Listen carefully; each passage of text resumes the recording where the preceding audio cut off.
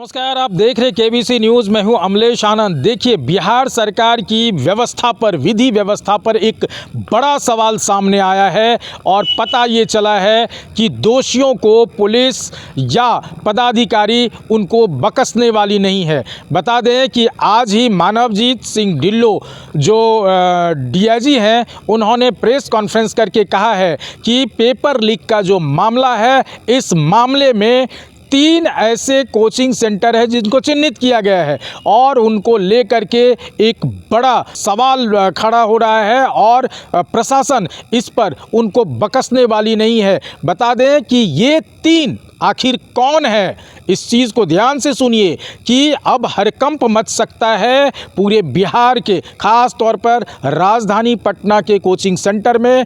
चूँकि आज जो डीआईजी ने प्रेस वार्ता किया है, उस पर उन्होंने कहा है कि उनको खींच के लाएंगे और टांग के रखेंगे हम दोषियों को। क्या कुछ कह रहे हैं, ज़रा आप सुनिए डीआईजी क्या कह रहे हैं। मैं से अवगत हूँ क्योंकि ये पहली बारी जो हम लोगों ने कंप्यूटर बेस्ड टेस्ट का पहला जो बिहार में केस हुआ था, ये दानापुर में हुआ था जब मार्च 2022 में जब एसएसवी पटना था।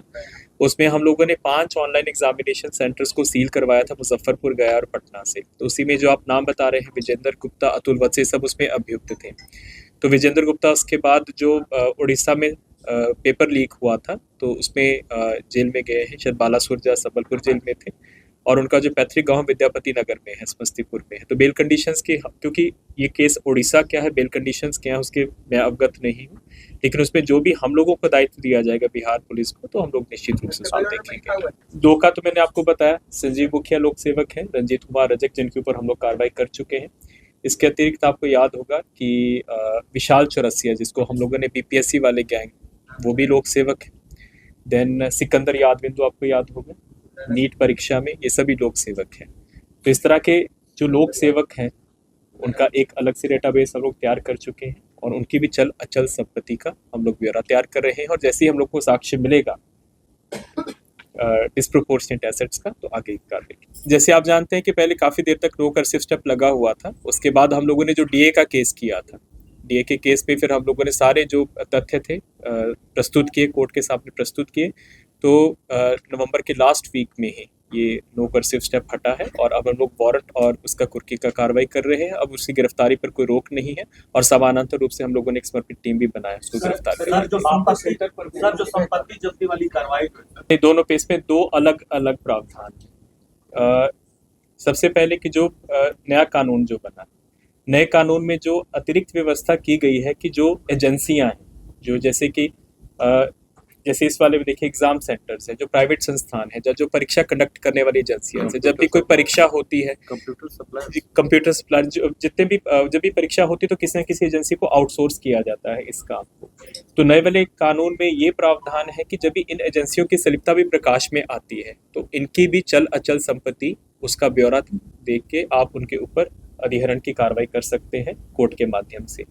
जो इससे पहले वाले हैं, उसमें क्योंकि संगठित गिरोह ही इन कामों में लगा रहता, जो पीएमएलए के प्रावधान है, क्योंकि 2005 के बाद पीएमएलए लागू है, तो जो पीएमएलए के प्रावधानों के अनुरूप जो उसके दायरे में आते हैं, वो हम लोग उसके ऊपर कार्रवाई कर सकते हैं चल अचल संपत्ति की। और एक और जो तीसरा मैंने आपको बताया कि जो सरकारी सेवक है, क्योंकि सरकारी सेवक के ऊपर भ्रष्टाचार निवारण अधिनियम का यदि डीए का केस बनता है और हम लोग दर्ज करते हैं, तो ऑटोमेटिकली जितने भी भ्रष्टाचार निवारण अधिनियम के कांड होते हैं, ये पीएमएलए के नीचे एक शेड्यूल्ड ऑफेंस है। तो इसकी जो मैंने आपको प्लेटफॉर्म बताया, regional economic intelligence council platform, जो कि आयकर विभाग, इसमें अग्रणी विभाग है, वित्त विभाग, मिनिस्ट्री ऑफ फाइनेंस के नीचे ये प्लेटफॉर्म बना है। तो ऑटोमेटिकली जितने भी डीए के केसेस होते हैं, उसकी सूचना प्रवर्तन निर्देशालय को भी दी जाती है, तो वो भी इसके ऊपर कार्रवाई करते हैं। और यदि उनको भी अपने लायक कार्रवाई करने के लिए बनता है, तो अपना ईसीआर दर्ज करके वो भी काम करते हैं। तो हम लोगों ने इन केसेस की जो सूचना है उनके साथ ऑलरेडी साझा की। तो आपने सुना, डीआईजी ने सीधा सीधा कहा कि जो दोषी व्यक्ति है या दोषी संस्थान है, उनको हम बख्शने वाले नहीं हैं। जिस तरह से पेपर लीक मामला हुआ था और उस मामले को लेकर के जिस तरह की प्रपंच रचा गया था, जिन लोगों को बचाने की, छोड़ने की, पकड़ने की बात हो रही थी, उन सारे चीज़ों का खुलासा खुलासा ये ढिल्लो साहब करेंगे जो डीआईजी है, और इस बार बहुत बड़ी कार्रवाई करने की जुगार में है बिहार पुलिस मुख्यालय। अमलेश आनंद, केबीसी न्यूज़, पटना।